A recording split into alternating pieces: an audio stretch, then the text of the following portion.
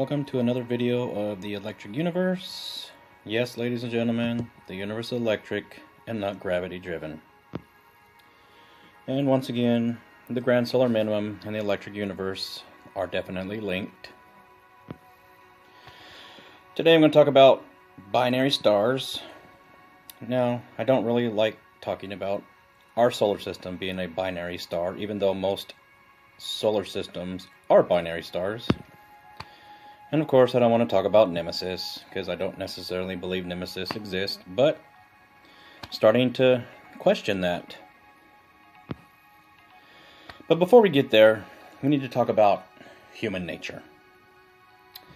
And the thing about human nature is we tend to see things that are not there. An example of this would be people seeing Jesus in the clouds, or the Virgin Mary on a turtle's stomach, the Virgin Mary on a tree stump, the Virgin Mary in a Cheeto, the Virgin Mary in another tree stump, Jesus in a pancake. So yes, human nature is what it is, and people like to polymorphize things that are not human. Now, the question is, what is the Gorgon? Well, we know the Gorgon exists in many cultures all over the planet, and I find it highly unlikely that all these cultures magically came up with the same figure. Granted, they were slightly different, but how is it they came up with the same figure? Well, my suggestion is, they seen this thing. Now the question is, where did they see it? Did they all see it in trees or in their pancakes? Not likely. There's only one thing they had in common all over the planet, and that would be the sky. It's my opinion that the Gorgon is a planetary magnetosphere object, and potentially an object that gets magnified when if we have a binary star system. Those two binary stars come together and illuminate their magnetic fields, and also illuminate the planet's magnetic fields at the same time. This is what two binary stars look like when they interact, and of course, I can show you where the Gorgon is. There's the nose, and there's the mouth.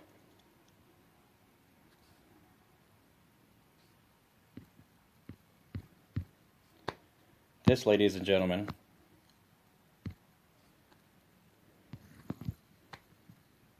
is the Gorgon. Now I understand this is a Hubble satellite footage, and this is light years away, but if we have a binary star in our solar system, this is going to be much, much closer and much, much more defined, and it's not going to be vague like this. Here's another pair of binary stars and what they look like when they interact with one another. And this is what I like to call the reverse Gorgon.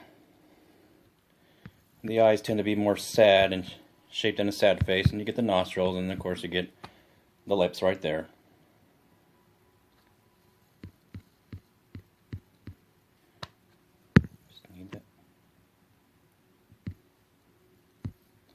Just need to take a good look, and you can see it. Okay, well, we have many different Gorgons. We have the Gorgon with this big old tongue. He always has a big tongue for some reason. That's the angry Gorgon.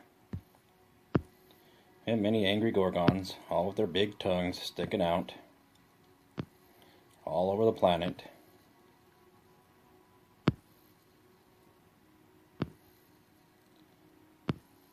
And then we have what I like to call the reverse Gorgon.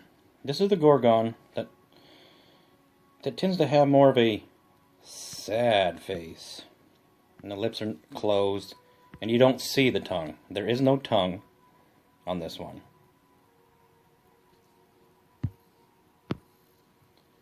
Same thing. Same thing here. They have the wings on the top of the head. And of course, sometimes you see the snakes, the Medusa, because the Gorgon and the Medusa are considered to be the same thing.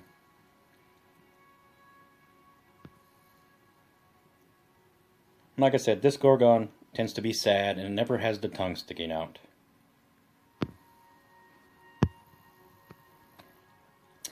This is another Gorgon, which, by the way, in my future videos, I believe this is Saturn being illuminated magnetically in its magnetic fields. And the reason I believe that is I believe this is Saturn, and these are 4 of the major moons. And of course, they're electrically charged and connected. Other videos I'll explain this further. Again, the sad, sad, sad Gorgon. The sad, sad, sad one.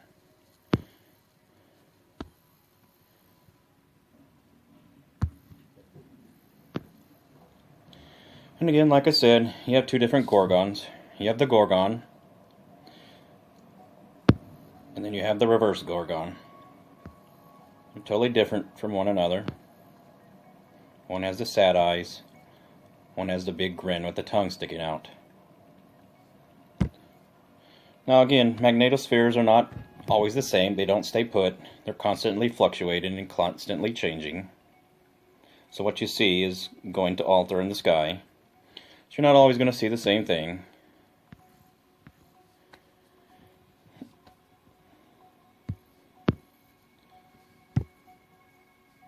And of course, the sad Gorgon. And the mouth, totally different. And of course, I guess you could possibly see some wings there and some stuff on top of the head. This is another one that I was showing you.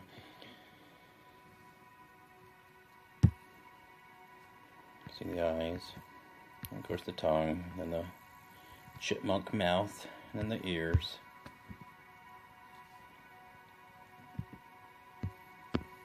And then the sad, sad, sad Gorgon, with the eyes bent, and the nostrils, and then in the mouth. Completely different from one another. Now, as wise to what the Medusa is, I believe the Medusa and the wings are probably hot flow anomalies. That's my guess, and they probably twist and turn, which is what makes the snake heads and probably the feather wings on top of the head.